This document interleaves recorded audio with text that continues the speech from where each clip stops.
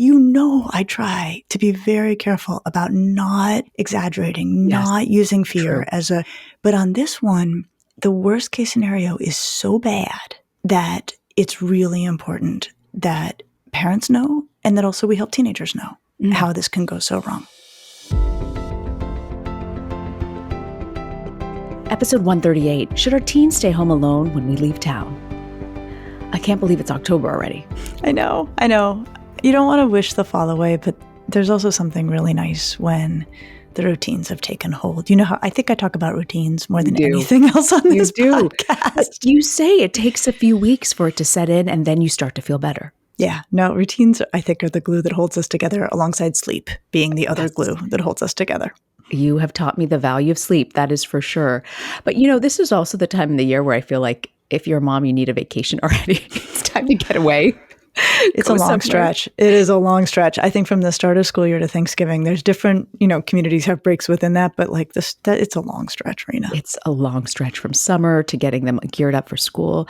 So we got this great question about when you leave town, when is it okay to leave your teen alone, right?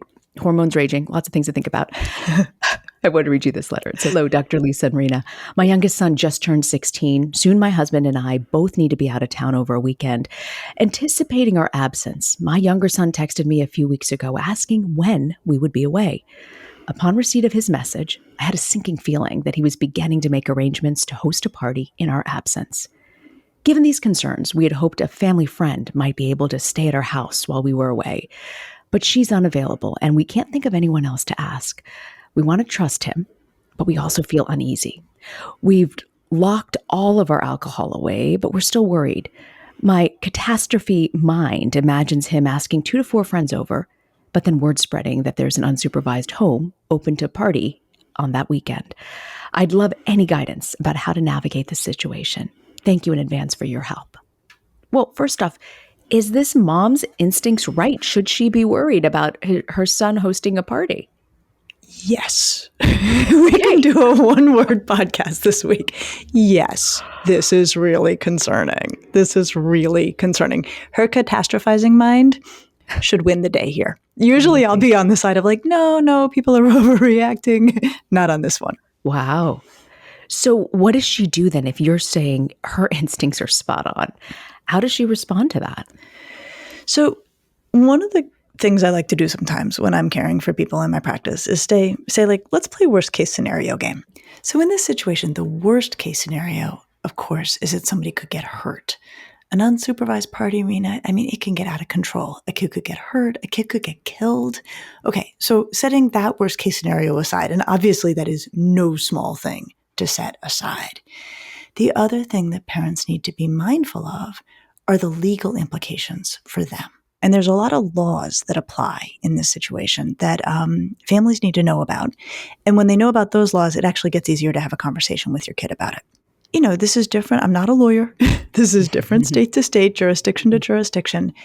But in a lot of places in this country, if there is a party where underage people drink at your home and you knew, and it's often written, could have known, could have had reason to suspect, you are liable for whatever happens.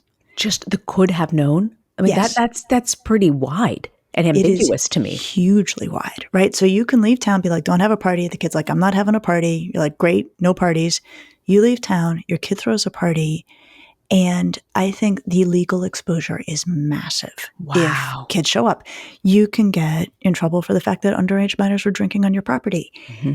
That is the least of your concerns. If a kid gets hurt, if a kid leaves the party and hurts someone else, right? If they're drunk and they're driving, this could be horrendous. And that it does happen that parents end up in major legal jeopardy. They can end up in jail for things that happened when they were not home, when their kid threw a party. So this is like, when I say like, yes, she should be concerned. Yes, she should go down the catastrophizing road. Like, this is one where you do not play around. What I'm hearing from you is an unequivocal, do not leave your teenager at home when you go away on a long weekend. Well, we'll get into the murky details, but this kid and what she's describing, where he's like, hey, when are you guys going to be gone? Right. And her instincts were like, ooh, I don't know, this makes me feel uncomfortable. I think she should pay attention to her gut. Okay. So then to your question of like, what does she say to this kid? I think it's really, really important for teenagers to understand the kind of legal jeopardy they put their families in if they have kids over and kids drink, whether or not the parents are there. And So yeah. walk me through this, Lisa. Let's say I'm the parent. So let's say you're the parent. I want to, the situation with this letter. What would you say to me to get it through my head about just how high the stakes are if there's a party thrown and you're not around? I think I would say, look, I totally get it that, it could be tempting to have people over when we're not here. I also get it that people may want you to do that. Here's the deal. If anything goes wrong, if a kid shows up and drinks even in our absence, we could be liable just because it's an underage minor drinking on our property. That is the least of our concerns. I would say that just to the kid in the same way. If a kid leaves and gets hurt, if a kid leaves and hurts someone else, if anything goes wrong, we, your father and I, your mother and I, like we, I myself, if I'm the only parent, like are going to end up in legal jeopardy. The worst case scenario, we're going to jail. You're going to Child Protective Services, right? I mean, like, whoa. Right. I mean, like you could go into, state custody, like, and I really, I try to be very careful about not exaggerating, not using fear but on this one, the worst case scenario is so bad that it's really important that parents know and that also we help teenagers know how this can go so wrong. So let me ask you this. Is it better if the son wants to host a party, there might be alcohol, for you to be at home when this happens? So this is a really interesting question, right? And I think it's not unusual in communities for there to be families, and I'm sure we have listeners who are like, they're going to drink anyway. I would rather they do it where I can keep an eye on things, right? Where I have some sense of control. Okay, so from the pure safety standpoint, sure, maybe, right? If you're aware of what's happening and you take all the kids' keys and you're, checking kids, if you know for sure, like, I mean, I'm not saying that an adult supervision of this doesn't make it more safe. Potentially that could happen. Okay, but there's two problems with that. One is you could still get in trouble for serving underage minors. You're not supposed to serve other people's underage kids. Like that is not a legal thing to do. So that's one problem. The other problem is I think the thing that keeps teenagers safest in the whole world is their ability to blame their good behavior on their parents. And so what I mean by that is, like, say, Reena, you and I are out partying, we're teenagers, and you're like, Lisa, here, smoke a ton of weed. I should be able to say, Reena, I totally would smoke weed with you, but like my parents, they are so rigid, they're so strict, they're going to come down on me like a ton of bricks if they, get the sense I've done this, or they test my pee or whatever. It does not work for me to say that to you if you can say, what are you talking about? Your parents hosted last weekend. Your parents are cool. They're really fun. They're open to this kind of stuff. So I'm not saying that it can't work, but I think there are a lot of complications to serving even when you're there. I think there's a lot of complications. And Reena, it's interesting to like get into these things where there's really like, what should parents do? And my view on it is parents have to make their own choices. They know themselves. They know their kids. Our job, Reena, is just to make sure people really understand the landscape of what those choices set them up for better or for worse. I want to ask you, though, this mom clearly doesn't, you can get a sense, doesn't really trust her son on this and is asking for your help on this. But what if the reverse is true? That you actually have a good kid, you trust the kid? Is it okay then to leave him home alone? And if maybe they throw a party, you trust the kid? Whew, okay. So this is key, right? This is a critically important question. And, this kid's he's a great kid, I'm sure, but he also might be looking for some fun because he's a teenager and that is their jobs. So again, parents know their kids. They may be like, you know what? I know my kid. If they have kids over, they're going to be playing Dungeons and Dragons and drinking like too much soda, right? Like that's as bad as it can get. Like if you know your kid, you know your kid. Like I'm not going to say there's no way this can work.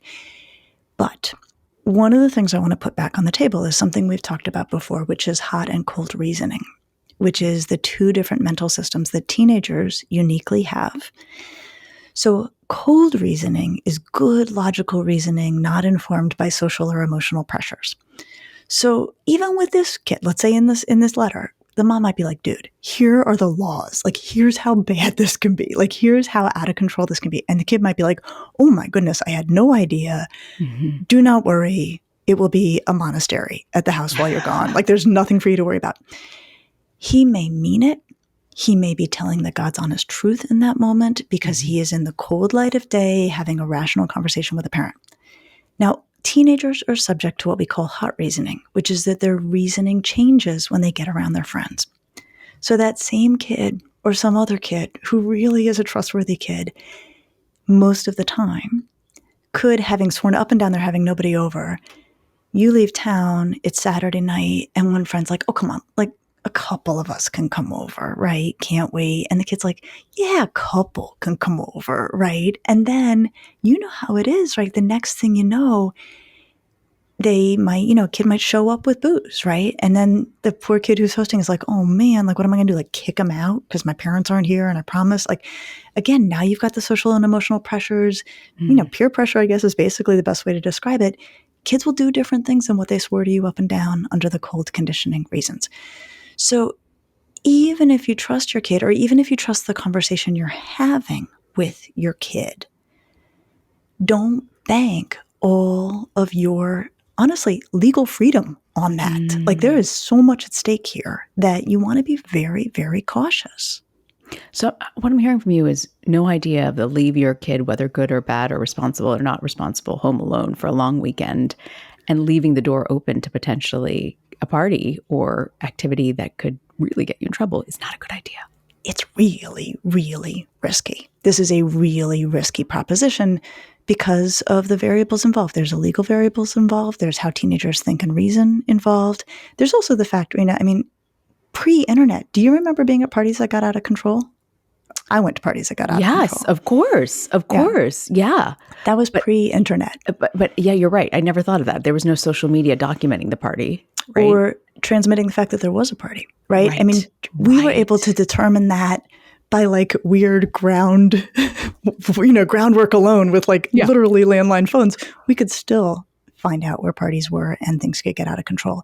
So, you take that capacity of adolescence, which we had, you marry that with the internet and the ability to post about where parties are, things can get out of control very fast. Hadn't even thought of that. So is it better then to, a lot of parents actually, I think, often think it's better to have them maybe drinking or doing stuff at your house, in your basement, rather than them driving around and partying from place to place. Do you agree with that logic? So when it comes to other people's kids, no, right? I'm going to say, I don't think we should be serving other people's kids, right? I think, the law says we shouldn't. In your home, outside of your home. In your home, you shouldn't do it. Outside of your home, actually, wherever you are, they're responsible. But I think other people's kids are other people's kids, and there's both legal and, relational realities. Now, there's a question about whether you should serve your own kid in your home. So we're not talking party situation. We're talking dinner with your family and your kid's a minor. There are things to be thinking about with this. So one thing that's sort of worth noting, and I think this has come up before, but I'm glad we kind of circle back on the same thing sometimes from different perspectives. In many states, Ohio, where I am included, it is legal to serve your own minor in your home. So the law makes a distinction between you can't serve other people's minors, but you can serve your own minor in your home. And so, if your kid's like super curious about alcohol and, you're like, they're trying it no matter what we do, so I'd rather they do it here. The law in your state may be on your side. Okay, now, of course, even if it's not on your side, you still can probably get away with serving your own child without getting caught. But if the law articulates that, like it does here where I am in Ohio, one thing parents might do is take advantage of that to talk with kids about the context in which drinking happens. And I think this gets back to this big party thing, right? Alcohol on its own, and I'm going to put an asterisk on this and come back to it because there's something for teenagers we have to say, alcohol on its own is not necessarily all that dangerous, right? I mean, like, I have a glass of wine, you have a glass of wine. Like, it's part of reasonable adult life. Mm-hmm. Alcohol gets really dangerous in very particular contexts. Parties with lots of kids and no parents around, parties like some random place where your kid has gone, like, that's the issue. So if your laws articulate that you can serve your own kid, you can say, what the law recognizes is context. The law is here married to safety. The law recognizes if we are serving you a sip or two of wine at dinner, safety is not an issue. The law also recognizes you can't be doing this other places. So it's not unreasonable to work in that space if you want to. Here's the asterisk. So some data show that if kids try alcohol as teenagers, it increases the likelihood they will have a substance use problem down the line. And Okay. This is where, I spent a lot of time abroad covering, as a foreign correspondent. And one thing I admired about the Europeans, their kids are exposed to having a glass of wine when they're 15 or 16. It's not a big deal. And I feel like we have all these laws, and I know they're to help. But sometimes if you're telling kids, no, no, no, no, no, and you make it so taboo, doesn't it like up the game then for them to think that like, I don't know, I get so frustrated. Like, isn't a little bit exposure better than suddenly cutting them loose at 21 and they go wild in college? I think your reasoning a lot of parents share. And I'm not saying that it can't work, right? I mean, I think that a lot of parents have the experience, and certainly this is actually how I was raised, where my parents were like, here, have a little wine. And I had a little wine, and then it was demystified. And I got to college and I was like, yeah, whatever, right? I mean, so I think a lot of people have in real life experience of that being a very viable way to teach about alcohol. Again, back to the, like, we're not here to tell you how to raise your kids, but we are here to tell you the data so you can make your own choices. The thing that we think may happen for some kids is, Reena, you know how teenagers experience things really intensely, like both joys and also, miseries? Like, totally. It's all on steroids for them. The concern is that for some kids, they're going to like really like how it feels, right? That the way alcohol feels is going to be amplified by nature of them being a teenager, and that kind of amped up pleasurable experience of it can lay the groundwork for them having trouble with alcohol down the line. And the theory being, if you can get them out of that window when their feelings are on steroids, it reduces the likelihood that they'll like love it. They'll just like it, and then they're theoretically safer. So those are the data. I want people to have the data. But again, families get to make their own choices.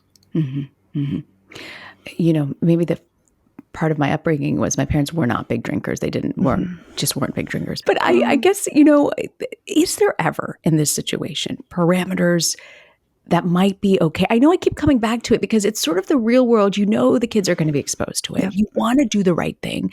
I'd rather have my kids exposed to it when I'm around, we can talk about it, and it's not a big deal. Is my parenting style wrong in trying to do that? Now, based on what you said about, No, here's the thing. There's very little in parenting I will say is wrong. I mean, there's abusive stuff. There's, out of control stuff. There's neglect, right? I mean, those are wrong. So much of parenting, there's a million ways to get it right. There's a million ways. And those ways are driven by who we are, who our kids are, what the parameters are around us, what the culture we're raising them in. So it's, I think one of the joys of being a psychologist, and I've said this before, is like you're kind of anthropological, right? You're not usually coming in with heavy judgment. Yeah. I want people to know the research. I want people to know what we know. But they also know their kids better than anyone else. What should parents do if they know that there are other parents who are hosting parties or allowing these parties to happen in their absence? You don't want to be the ostracized kid who's not allowed to go. So what do you tell your kid in that instance? I think in that instance, like so much in parenting teenagers around risk behavior, you focus on safety.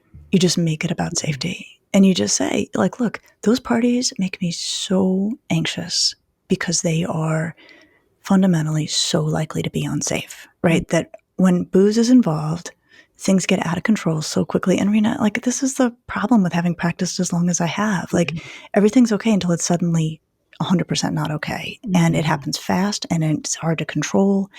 And so I would just really hammer on that as a parent. Like, safety means more than anything else. You being at a big party where there's no one there or drinking is happening and it's out of control, like not safe, or potentially could be out of control.